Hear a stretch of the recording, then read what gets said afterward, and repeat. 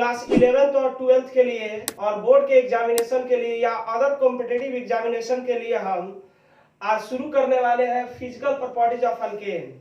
Alkane के जितने भी इंट्रोडक्शन है और उनके एग्जांपल्स जो होते हैं उनको मैंने सैचुरेटेड हाइड्रोकार्बन में एक्सप्लेन किया हुआ है। आप चाहे तो साइंस प्रोग्रेस कोचिंग के यूट्यूब चैनल को सर्च करके आप उसको देख सकते हैं, जिसमें सैचुरेटेड हाइड्रोकार्बन और अल्केन के बहुत सारे एग्जाम्पल और डिफिनीशन को समझाया गया है। तो आज के इस वीडियो लेक्चर में हम सीखने वाले हैं physical properties of alkane. Alkane का फिजिकल प्रॉपर्टीज क्या है। उससे पहले मैं आपसे कहना चाहता हूं कि जो लोग इस वीडियो को देख रहे हैं प्लीज उस वीडियो को आप देखने से पहले कॉपी और पेन लेकर के बैठेंगे और जो भी इसमें जो हम बात आपको बताएंगे उन सारे बातों को आप अपने कॉपी पर डाउनलोड करेंगे, यानी कि उसको लिखेंगे, क्योंकि कम समय में हमको ज्यादा चीजें सीखना होता है। तो आज का हेडलाइंस होगा फिजिकल प्रॉपर्टीज ऑफ अल्केन। आज हम ये क्लियर कर देंगे कि अल्केन का फिजिकल प्रॉपर्टीज क्या होता है। तो सबसे पहला सवाल है आपका स्क्रीन पर, अल्केन का फिजिकल प्रॉपर्टीज, यानी कि इसको कह सकते हैं अल्केन का भौतिक गुण। तो देखिए हमने पिछले लेक्चर में सैचुरेटेड हाइड्रोकार्बन में ये चीज को बताया हुआ है, methane, ethane, propane, butane, pentane, hexane, heptane, octane, नोनेन, decane, ये अल्केन सीरीज है। यानी कि इसको हम कह सकते हैं कि ये अल्केन है और इन अल्केन का फॉर्मूला यहाँ पर दिया हुआ है। मीथेन का फॉर्मूला CH4, इथेन का C2H6, प्रोपेन का C3H8 और ब्यूटेन का C4H10 और यही पेंटेन का होता है C5H12 और हेक्सेन का होता है C6H। यहां पे आप देख सकते हैं C6H कितना दिया है 14 और यहाँ पे C7H16, यहाँ पे C8H18 और यहाँ पर C9H20 और यहाँ पे दिया हुआ है C10H22। इस तरीके से अल्केन आपको दिए गए हैं। अब हम थोड़ा सा यहाँ शुरू करने वाले हैं इसके आगे पढ़ना नहीं है, लेकिन हम आपको बता देते हैं। अगर इसके आगे अगर हम चले तो मेरे पास होते हैं ऑन डेकेन होगा। उसके बाद जो होगा अल्केन, अगला अल्केन होगा डो डेकेन। उसके बाद ट्राई डेकेन और उसके बाद होता है टेट्रा डेकेन। यानी कि इन सभी को अल्केन सीरीज की श्रेणी में रखा गया है, undecane, dodecane, tridecane, tetradecane. Remember it, यानी कि डेकेन के बाद वाले ये अल्केन सीरीज है। ये हमें पढ़ना नहीं है, लेकिन इसमें फिजिकल प्रॉपर्टीज को हम एक्सप्लेन कर रहे हैं, तो हम चाहते हैं कि इसको भी यहाँ पर अच्छी तरीके से एक्सप्लेन कर दिया जाए। अब हम केमिकल फार्मूला की बात करने लगे तो यहाँ पे हमें कार्बन की संख्या 11th होगा और हाइड्रोजन की संख्या निकालने के लिए हमें याद रखना होगा कि जो भी यहाँ पे कार्बन की संख्या दी रहेगी उसमें से 2 मल्टीप्लाई करके 2 ऐड कर दिया जाएगा। मींस हम यहाँ पे हाइड्रोजन की संख्या को एक्सप्लेन करेंगे, हाइड्रोजन की संख्या को निकालेंगे, लेकिन उससे पहले हमें एक चीज याद रखना होगा कि जितना भी कार्बन यहाँ पे दिया हुआ है इस कार्बन को ध्यान में रखेंगे। कार्बन यहाँ पे टोटल है हमारे पास 11 और 11 में 2 से गुणा करें तो हो जाएगा 22 और 22 में 2 ऐड कर दें, ये मेरे पास हो जाएगा 24 H24 और इसके बाद होगा C12H26 हो जाएगा। और इस तरीके से यहाँ पर अगर देखा जाए तो इसके लिए होगा C13H28 हो जाएगा और ये होगा C14H30 हो जाएगा। अब इसके आगे और भी सारे जो अल्केन सीरीज होते हैं उस पे हम बात कर लेते हैं। टेट्राडेकेन लिखे हुए, टेट्राडेकेन के बाद होता है पेंटा डेकेन। अगर पेंटाडेकेन की फॉर्मूला की बात करें तो होता है C15 हो जाएगा और H32 हो जाएगा। अगर हेक्साडेकेन अगर देखें तो हेक्साडेकेन कुछ इस तरीके का होगा और हेक्साडेकेन में नंबर ऑफ कार्बन जो होगा 16 हो जाएगा और H34 हो जाएगा। हेप्टाडेकेन, ये आपका हेप्टाडेकेन स्क्रीन पर हो गया, C17 हो जाएगा और H38 हो जाएगा, 38 नहीं 36 हो जाएगा। और ऑक्टाडेकेन की बात करें हम तो ऑक्टाडेकेन में हमारे पास कार्बन की संख्या जो होगा 18 हो जाएगा और H38 हो जाएगा।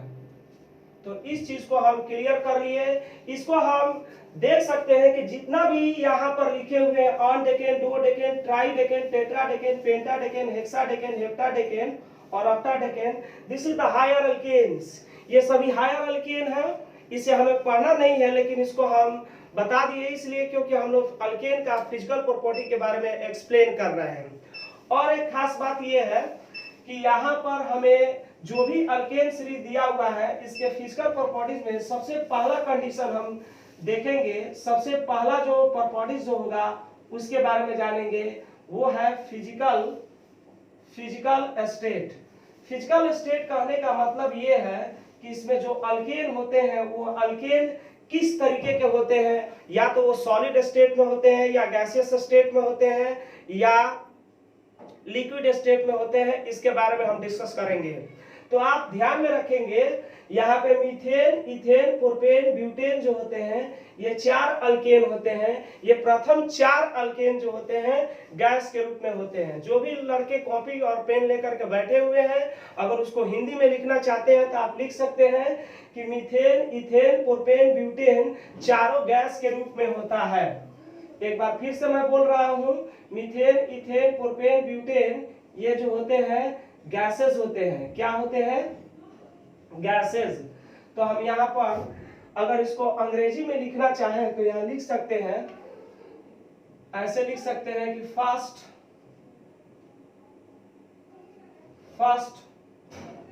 4 member of alkanes are gases. First 4 member of alkanes are gases. Alkane के प्रथम जो 4 मेंबर होते हैं वो गैस के रूप में होते हैं। लेकिन आगे की बात करने लगे हम pentane, hexane, heptane, octane, nonane, decane, undecane, dodecane, tridecane, tetradecane, pentadecane, hexadecane, heptadecane. तो यहां तक अगर हम गिने 1 2 3 4 5 6 7 8 9 10 11 12 13, ये 13 जो होते हैं ये लिक्विड स्टेट में होते हैं। यानी कि हम सीधे कह सकते हैं कि starting from pentane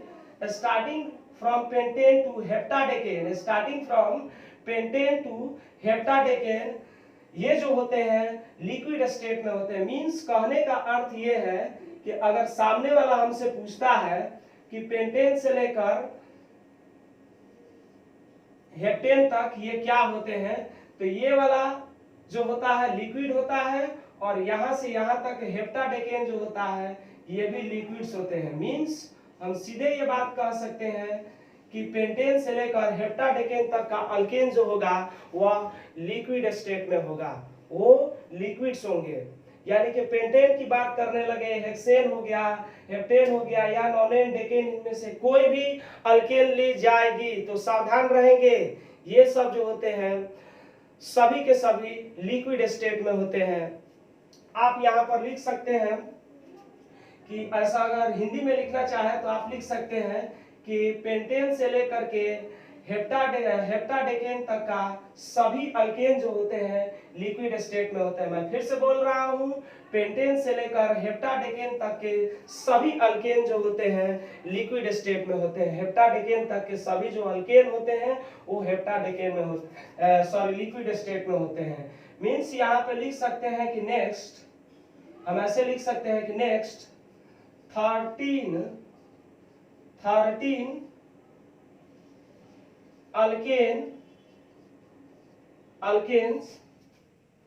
alkanes C5H12 to C17H36 are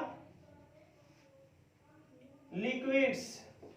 ये क्या होते हैं? लिक्विड्स होते हैं। मतलब ये कि अगला जो 13 जो अल्केन सीरीज होगा वो अल्केन सीरीज लिक्विड के रूप में होगा। मींस कहने का अर्थ ये है कि अगर यहाँ पे आप देखेंगे फर्स्ट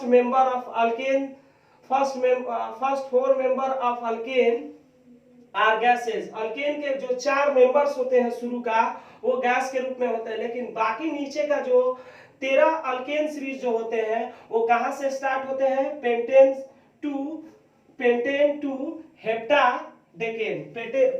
हेप्टाडेकेन तक आप देख सकते हैं। ये रहा पेंटेन, और पेंटेन से स्टार्टिंग हो रहा है, नीचे की ओर बढ़ रहे हैं और यहाँ पे आकर के हेप्टाडेकेन हो गया। हेप्टाडेकेन तक के सारे अल्केन जो होंगे वो सभी लिक्विड होंगे। अब हम बात करेंगे इसके नीचे वाला। अगर हम चले हेप्टाडेकेन के आगे जाए, अगर ऑक्टाडेकेन को देखा जाए तो ये जो होता है हमारे पास जो होता है ऑक्टाडेकेन की ओर चले तो इसको हम कहेंगे higher alkanes are wax like solid.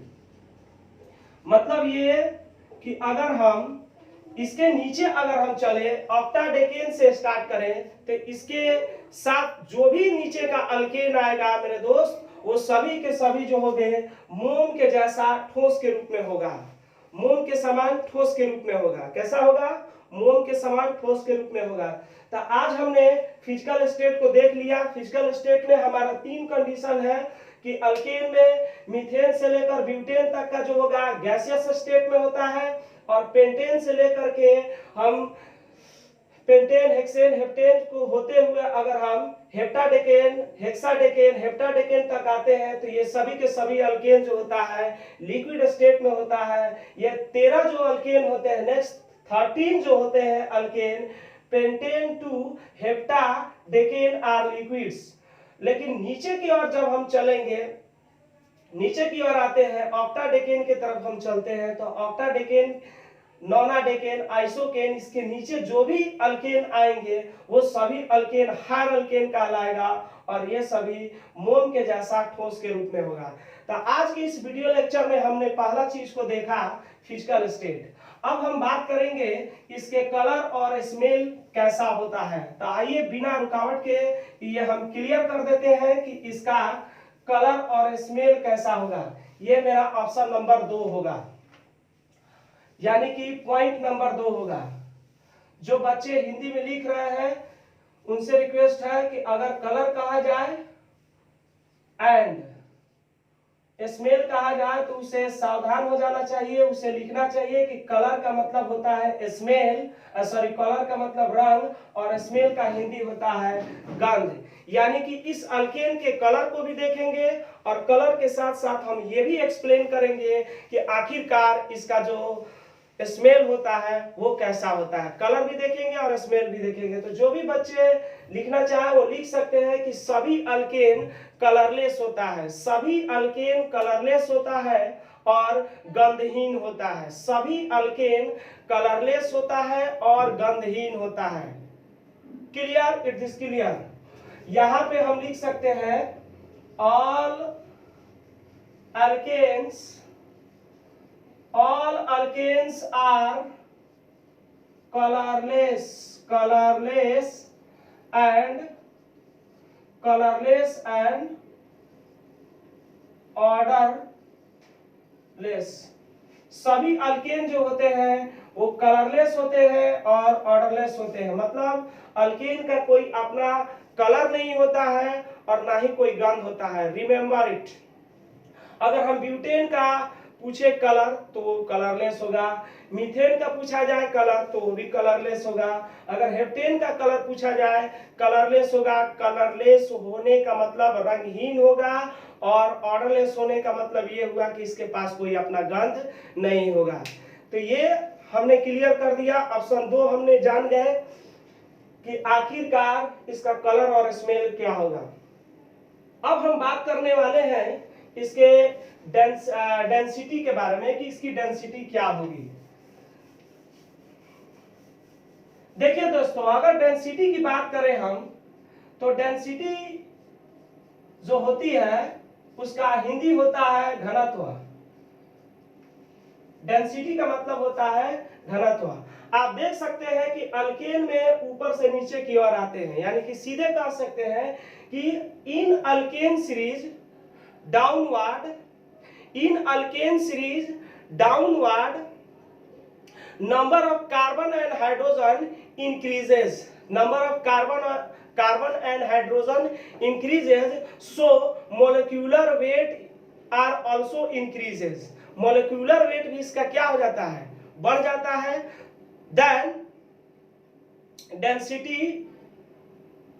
density will increases, यानी कि इसका डेंसिटी भी क्या हो जाएगा, इंक्रीज कर जाएगा। मतलब ये कहने का मीनिंग मेरा ये है कि जब अल्केन में ऊपर से नीचे की ओर जब हम चलते हैं, ऊपर से नीचे की ओर आते हैं, तो ऐसे सिचुएशन को हम डाउनवर्ड कहते हैं। सावधान रहेंगे, अल्केन में कभी भी ऊपर से नीचे की ओर बढ़ेंगे तो उसमें हम डाउनवर्ड कहेंगे। अल्केन में ऊपर से नीचे की ओर जब हम चलते हैं तो ऐसे सिचुएशन में कार्बन की संख्या बढ़ जाती है और हाइड्रोजन की संख्या बढ़ जाती है। कार्बन और हाइड्रोजन की संख्या बढ़ने से उसका मॉलिक्यूलर वेट ज्यादा होगा, उसका वजन ज्यादा हो जाएगा, उसका भार ज्यादा हो जाएगा और फाइनली जो होगा उसकी डेंसिटी ज्यादा हो जाएगी। आप देख सकते हैं कि मीथेन में 1 कार्बन है, 4 हाइड्रोजन है, इथेन में 2 कार्बन है, 6 हाइड्रोजन है, प्रोपेन में 3 हाइड्रोजन है, 8 हाइड्रोजन, सॉरी प्रोपेन में 3 हाइड्रोजन, 3 कार्बन है और 8 हाइड्रोजन है। इस तरीके से हम देख रहे हैं कि जब भी ऊपर से नीचे की ओर आ रहे हैं कार्बन की संख्या बढ़ रही है, हाइड्रोजन की संख्या बढ़ रही है, इसका मॉलिक्यूलर वेट भी बढ़ जाएगा। तो अगर आपसे ये चीज पूछा जाए कि मीथेन, इथेन, प्रोपेन में इन चारों में किसका मॉलिक्यूलर वेट ज्यादा होगा, तो प्रोपेन का मॉलिक्यूलर वेट ज्यादा होगा इथेन से और इथेन का मॉलिक्यूलर वेट ज्यादा होगा मीथेन से। तो हमें एक चीज यहाँ लिखना होगा, अगर आप लिखना चाहते हो तो लिख सकते हैं कि अल्केन में ऊपर से नीचे की ओर चलते हैं तो ऐसे स्थिति में अल्केन का मॉलिक्यूलर वेट बढ़ जाता है और उसकी डेंसिटी भी बढ़ जाती है। फिर से अल्केन में ऊपर से नीचे की ओर जब चलते हैं तो उस स्थिति में उसका मॉलिक्यूलर वेट इंक्रीज करता है, जिसके कारण उसकी डेंसिटी बढ़ जाती है। यानी कि हम यहां लिख सकते हैं in alkane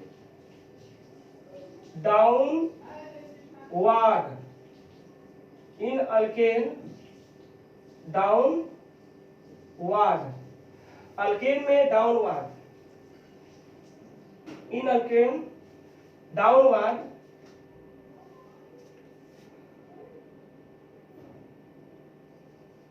molecular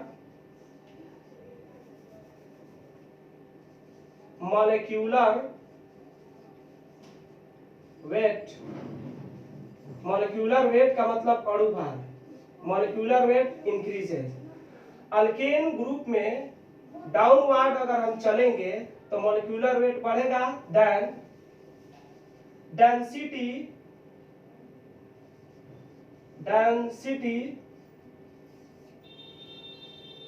increases, density उसकी क्या हो जाएगी, बढ़ जाएगी। जैसे हमसे कोई पूछता है कि यहाँ पर मीथेन है और इथेन है, अगर हम एग्जाम्पल के तौर पर हम बात करने लगे तो मेरे पास मीथेन हो जाए और मीथेन का जनरल मॉलिक्यूलर फार्मूला CH4 होता है और एक इथेन ले लिया जाए C2H6 और पूछा जाए कि किसका डेंसिटी ज्यादा होगा, तो यहाँ लिख सकते हैं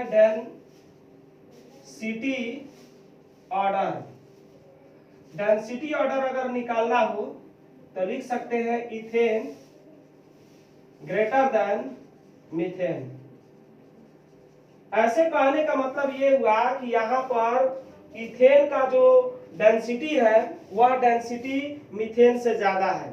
इस चीज को याद रखेंगे, इथेन का डेंसिटी मीथेन से ज्यादा होगा क्योंकि इसका मॉलिक्यूलर वेट ज्यादा होगा और मीथेन का मॉलिक्यूलर वेट कम होगा। इसीलिए हम कह सकते हैं कि इथेन का डेंसिटी मीथेन से ज्यादा होगा। सपोज करिए कि हमको यहाँ पे कोई पूछ दिया मीथेन, इथेन, प्रोपेन, ब्यूटेन, इन चारों को देख करके बताइए कि किसका डेंसिटी ज्यादा होगा। तो ऐसे सिचुएशन में हमें डेंसिटी का ऑर्डर लिखते समय यहाँ पर दिखाना होगा कि डेंसिटी का ऑर्डर क्या होगा। तो मेरे दोस्त, डेंसिटी का ऑर्डर निकालना हो तो लिख सकते हैं कि ब्यूटेन ग्रेटर देन प्रोपेन और प्रोपेन ग्रेटर देन इथेन और इथेन ग्रेटर देन मीथेन। इस तरीके से हम कह सकते हैं कि किसी भी अल्केन सीरीज का अगर डेंसिटी का ऑर्डर निकालना हो तो डेंसिटी का ऑर्डर को निकालने के लिए हमें एक काम शुरू में ही करना होगा, उसका मॉलिक्यूलर वेट देखना होगा। जिसकी मॉलिक्यूलर वेट ज्यादा होगी तो हम समझ जाएंगे कि उसकी डेंसिटी भी क्या होगी, ज्यादा होगी। अगर पेंटेन है और या हेप्टेन है तो हेप्टेन की डेंसिटी जो होगा पेंटेन से ज्यादा होगी क्योंकि हेप्टेन की जो मॉलिक्यूलर वेट है वो पेंटेन से ज्यादा होगा। अब हमने डेंसिटी को एक्सप्लेन कर लिया। अब आइए इसके आगे हम चलते हैं। इस चीज को याद रखेंगे, इन अल्केन डाउनवर्ड, अल्केन में डाउनवर्ड जाने पर मॉलिक्यूलर वेट क्या हो जाएगा, बढ़ जाएगा। मॉलिक्यूलर वेट बढ़ेगी तो उसकी डेंसिटी भी बढ़ जाएगी। अब हम सोलबिलिटी की बात कर लेते हैं कि अल्केन सीरीज का सोलबिलिटी क्या होगी। बिल्कुल लड्डू वाला बात होगा ये। सोलबिलिटी क्या है? सोलबिलिटी का मतलब होता है घुलनशीलता। जो भी बच्चे लिखना चाहते हैं लिख सकते हैं। सोलबिलिटी का मीन्स होता है घुलना। अगर हम अल्केन को देखें तो अल्केन का मतलब हो गया methane, ethane, propane, butane, pentane, hexane, heptane, octane, नोनेन, decane. These are the examples of alkane. ये अल्केन के उदाहरण होते हैं। अगर इस अल्केन की सोलबिलिटी की बात करें तो एक चीज याद रखेंगे, all alkanes are organic compound. सभी अल्केन्स जो होते हैं ऑर्गेनिक कंपाउंड होते हैं। अगर इसको हम वाटर में डालते हैं, अगर इसको पानी में रखते हैं तो यह पानी में इनसोल्युबल होता है, पानी में घुलता नहीं है। आइए इस पिक्चर को हम पिक्चर के माध्यम से एक्सप्लेन करते हैं। सपोज करिए कि यह एक कंटेनर है। इस कंटेनर को हम वेसल बोल सकते हैं, इसे हम पात्र कह सकते हैं। इस कंटेनर में हमने H2O को लिया हुआ है। H2O का मीन होता है वाटर। H2O पानी हो गया।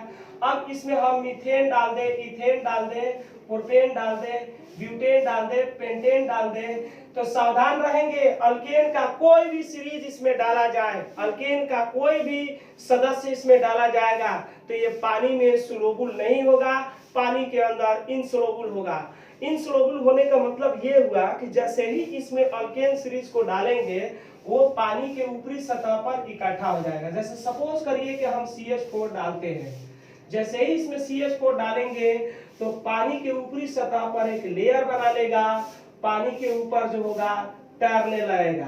मीन्स हम कह सकते हैं कि मीथेन जो है ऑर्गेनिक कंपाउंड है, कार्बनिक यौगिक है, क्योंकि ये कार्बन और हाइड्रोजन से मिलकर बना है। और कोई भी कार्बनिक यौगिक जो होता है अगर इसमें पानी में अगर डाला जाए तो ये घुलता नहीं है। तो यहाँ आप देख सकते हैं कि सभी अल्केन जो होते हैं अगर पानी में डाल दिया जाए तो घुलता नहीं है, और नहीं घुलेगा तो उसको अंग्रेजी में बोलते हैं इनसोलुबल। इनसोलुबल का मतलब होता है कि जो पानी में नहीं घुले। मीन्स ये होगा कि सभी अल्केन को पानी में डालने के बाद पानी के ऊपरी सतह पर लेयर बना लेगा।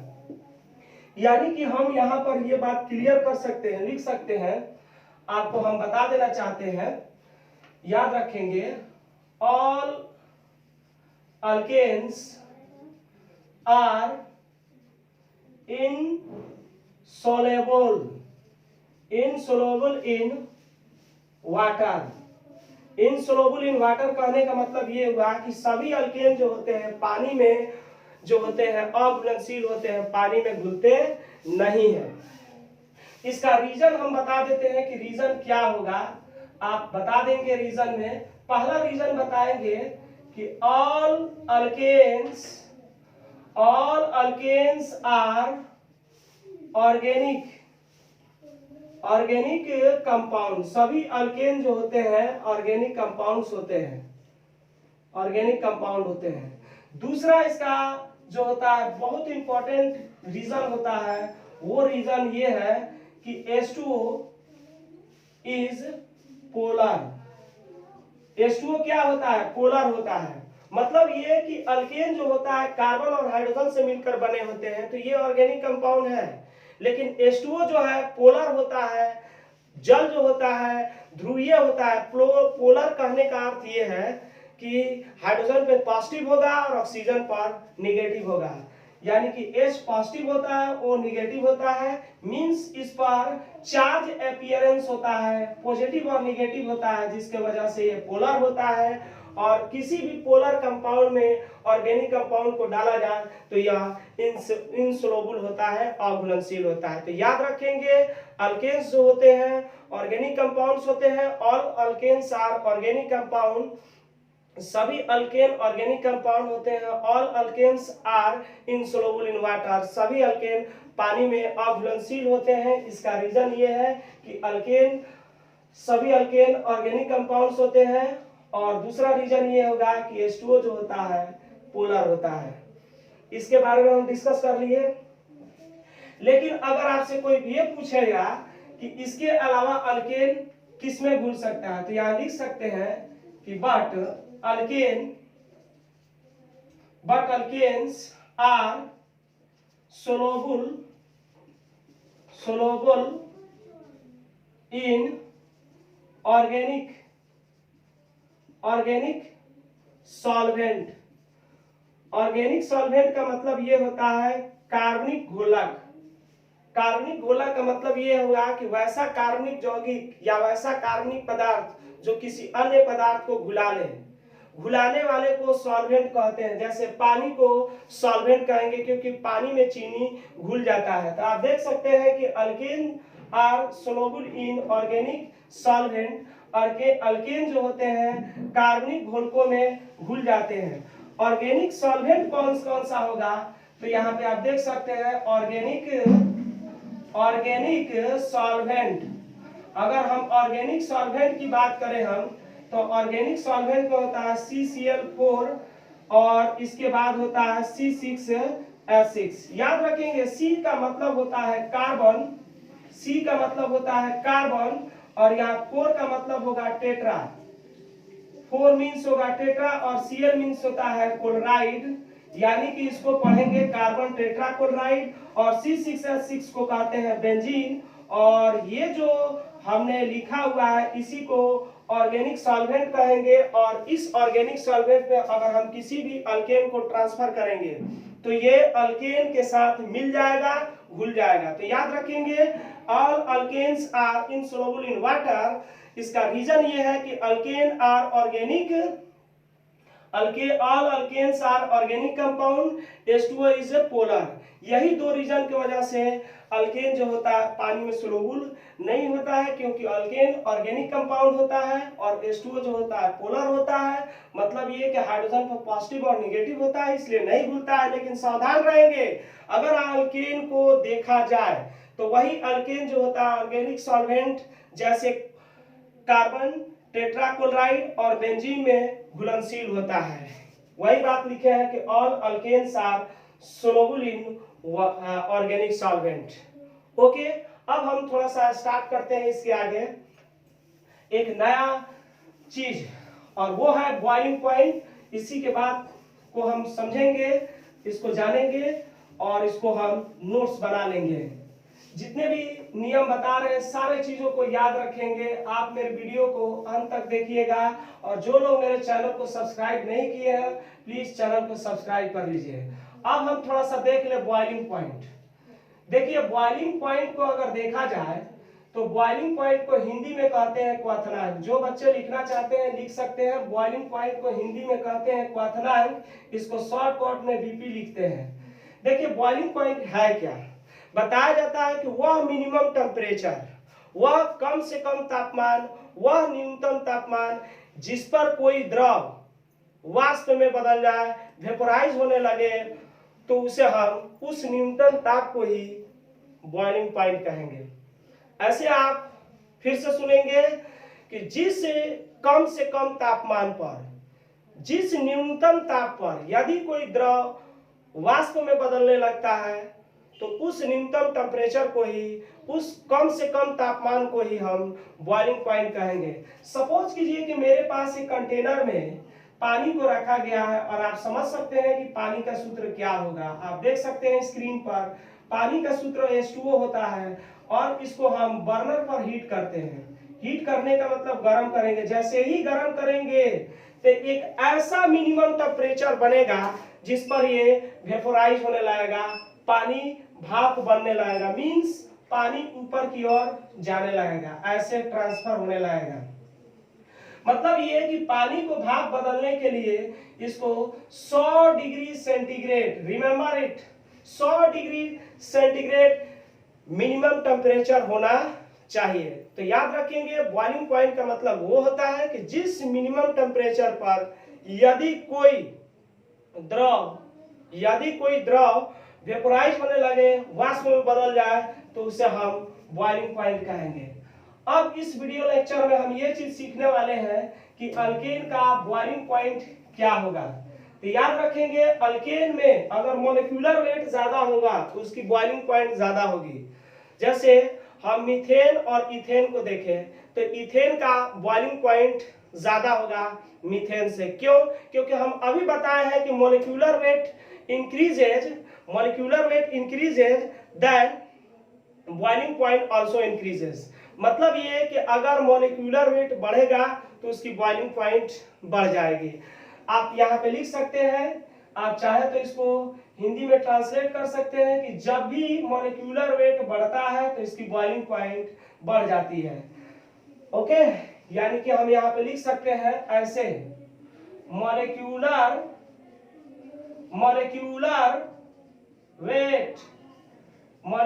वेट इंक्रीजेस, यानी कि बढ़ रहा है, then boiling point BP increases. ये जो एरो का निशान दिया गया है अगर ऊपर की तरफ रहता है तो बढ़ रहा है, यहाँ भी एरो के ऊपर की ओर दिखाया गया है बढ़ रहा है, इसको कहेंगे इंक्रीज हो रहा है, बढ़ रहा है, इंक्रीज, बढ़ रहा है।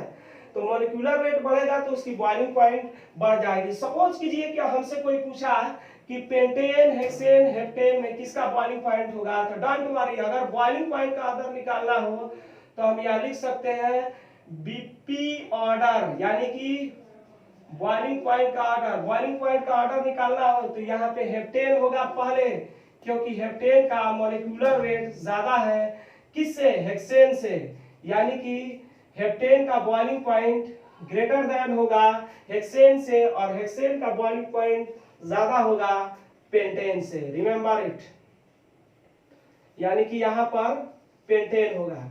इस तरीके से हमें ध्यान में रखना होगा कि कभी भी बॉइलिंग पॉइंट का ऑर्डर निकालना हो तो हमें ये चीज देखना है कि किसका मॉलिक्यूलर वेट ज्यादा होगा। अगर मॉलिक्यूलर वेट ज्यादा होगा तो उसकी बॉइलिंग पॉइंट ज्यादा होगी। आप मीथेन इथेन को ले लीजिए, प्रोपेन को ले लीजिए, अगर यहाँ पे बॉइलिंग पॉइंट का ऑर्डर निकालना है मीथेन इथेन प्रोपेन में, तो हम लिख सकते हैं प्रोपेन ग्रेटर देन इथेन और इथेन ग्रेटर देन मीथेन। इस तरीके से हम दिखा सकते हैं। अब हम आपको ये चीज क्लियर करा दिए कि बॉइलिंग पॉइंट जो होगा कब बढ़ेगा, तो मॉलिक्यूलर वेट बढ़ेगी तो उसकी बॉइलिंग पॉइंट बढ़ेगा। लेकिन कुछ ऐसा सिचुएशन होता है जहाँ पे मॉलिक्यूलर फार्मूला सेम होता है। अगर मॉलिक्यूलर फार्मूला सेम होता है वहाँ पे दिक्कत बढ़ जाती है और वहाँ पे बॉइलिंग पॉइंट निकालने में थोड़ा सा परेशानी होती है। तो कुछ ऐसे ऑप्शनल चीजें हैं जिसको हम बताना चाहते हैं।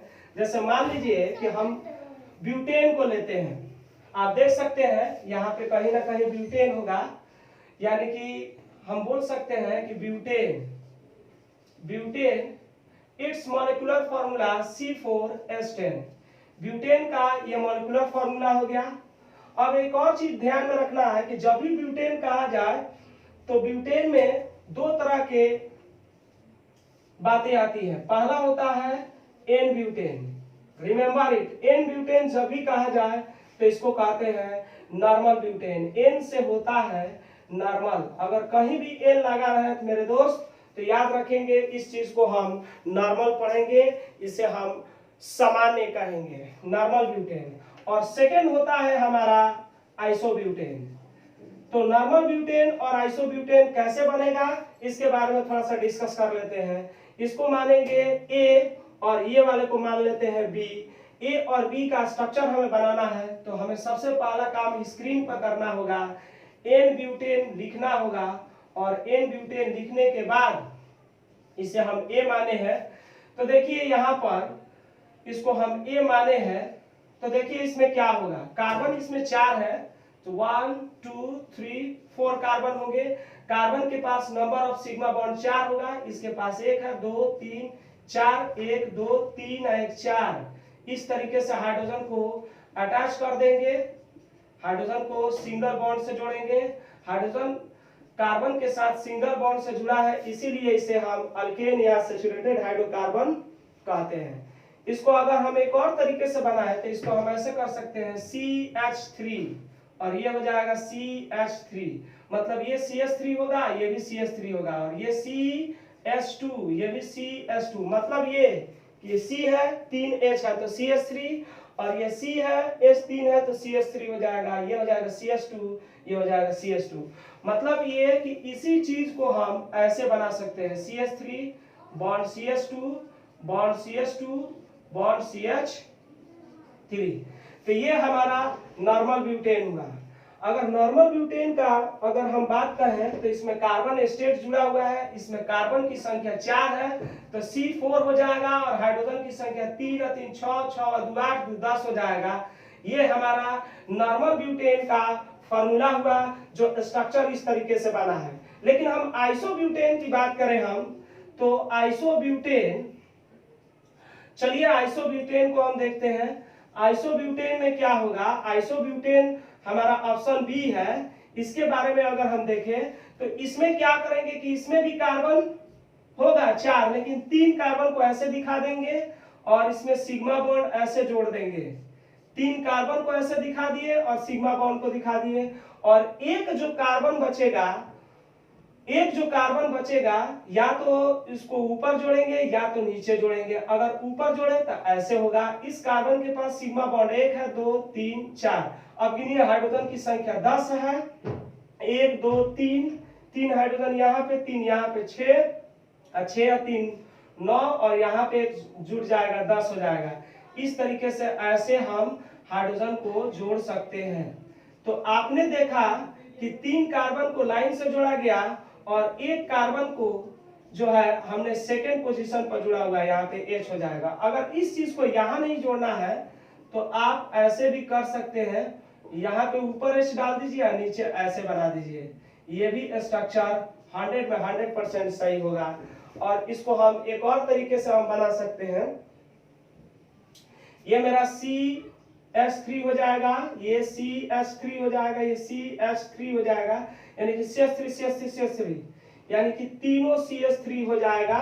मतलब ये कि अगर हम इसको बनाना चाहें तो इसी चीज को ऐसे बना सकते हैं, CH3, यहाँ भी CH3 और यहाँ CH3, बीच में C था, इसको ऐसे जोड़ दे फिर ऐसे, और एक हाइड्रोजन को हम यहाँ ऐसे दिखा देंगे। तो जब भी याद रखेंगे अगर नंबरिंग करेंगे 1 2 3 तो इसमें 3 कार्बन है। अगर इधर से भी नंबरिंग करेंगे 1 2 3 या आप LHS से नंबरिंग कीजिए या RHS के तरफ से नंबरिंग कीजिए, अगर सेकेंड नंबर कार्बन के साथ अगर कार्बन ज्वाइंट रहेगा तो वहां पे आइसो होगा। This is the very very interesting. अगर सेकेंड नंबर कार्बन पर एक कार्बन को ज्वाइन कर दिया जाए तो वहां पे आइसो शब्द यूज होगा। मतलब ये कि यहाँ पे सेकेंड नंबर कार्बन पर CH3 ग्रुप जुड़ा है, कार्बन जुड़ा है, इसको हम आइसो कहेंगे। अगर 1 2 3 इधर से करेंगे तो 2 नंबर पर यहाँ पड़ेगा, इस कार्बन को हम 2 नंबर कहेंगे, इस कार्बन को 2 नंबर कहेंगे। तो कार्बन को या तो ऊपर जोड़ सकते हैं या नीचे जोड़ सकते हैं। इधर से भी नंबरिंग करेंगे 1 2 3 तो 2 नंबर यहीं पड़ेगा, या तो नीचे या ऊपर जोड़ सकते हैं। 2 नंबर कार्बन के साथ कभी भी अगर कार्बन को जोड़ा जाए तो उसे हम आइसो कहेंगे। अब यहाँ पे इसकी फार्मूला की बात करें 1 2 3 4 तो इसका भी फार्मूला होगा C4H कितना 10, क्योंकि हाइड्रोजन 3 है, 3 6 6 3 9 1 10। इस तरीके से हम देख रहे हैं कि नॉर्मल ब्यूटेन और आइसोब्यूटेन दोनों का केमिकल फार्मूला सेम है, और केमिकल फार्मूला सेम है तो आपके मुताबिक इसका मॉलिक्यूलर वेट भी सेम होगा, और मॉलिक्यूलर वेट सेम होता है तो इसका बॉइलिंग पॉइंट भी सेम होना चाहिए। क्योंकि हमने बताया है कि मॉलिक्यूलर वेट तभी बढ़ेगा जब कार्बन और हाइड्रोजन की संख्या बढ़ेगी, लेकिन यहाँ कंपाउंड में देखा जा रहा है, नॉर्मल ब्यूटेन में और आइसोब्यूटेन में दोनों में देखा जा रहा है कि दोनों में कार्बन और हाइड्रोजन की संख्या सेम है, तो मॉलिक्यूलर वेट सेम होगा। इस तरीके से इसका बॉइलिंग पॉइंट भी सेम होना चाहिए, लेकिन ऐसा नहीं होगा, इसलिए क्योंकि हम यहाँ देख रहे हैं कि यहाँ पे जो नॉर्मल ब्यूटेन है और आइसोब्यूटेन है यहाँ पे कुछ अलग तरीके से बना है। तो याद रखेंगे, जब भी केमिकल फार्मूला सेम हो और स्ट्रक्चर फार्मूला अलग अलग बने तो उसमें बॉइलिंग पॉइंट उसका ज्यादा होगा जिसमें ब्रांचिंग कम रहेगा, कार्बन उसमें साइड में कम निकला हो। आप देख सकते हैं यहाँ पे नॉर्मल ब्यूटेन में साइड में एक भी कार्बन को नहीं जोड़ा गया है, इसका बॉइलिंग पॉइंट ज्यादा होगा, और जिसमें साइड में कार्बन लगा रहेगा उसकी बॉइलिंग पॉइंट कम होगी। फिर से, जिसमें कोई ब्रांचिंग नहीं रहेगा, साइड में अगर कार्बन नहीं लटका रहे तो उसका बॉइलिंग पॉइंट ज्यादा होगा, और जिसमें साइड में कार्बन लटका रहेगा उसका बॉइलिंग पॉइंट कम होगा। यानी कि हम कह सकते हैं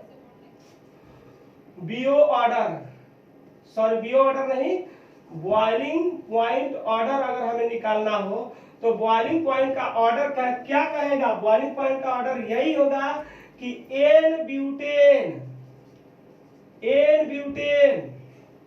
ग्रेटर देन आइसोब्यूटेन। मतलब ये है कि नॉर्मल ब्यूटेन का बॉइलिंग पॉइंट आइसोब्यूटेन से ज्यादा होगा, क्योंकि नॉर्मल ब्यूटेन में ब्रांचिंग कम है, ब्रांचिंग नहीं है, इसलिए इसका बॉइलिंग पॉइंट ज्यादा होगा, और आइसोब्यूटेन का बॉइलिंग पॉइंट कम होगा क्योंकि इसमें ब्रांचिंग कम है। तो प्लीज आज के वीडियो में इतना ही रखते हैं, मिलेंगे अगले वीडियो में जिसमें हम आपको ये चीज एक्सप्लेन करके बताएंगे कि एलिफैटिक हाइड्रोकार्बन क्या है और साइक्लोअल्केन क्या है। तो प्लीज इस वीडियो को देखिए और कमेंट बॉक्स में बताइएगा कि वीडियो कैसा लगा। तब तक के लिए जय हिंद।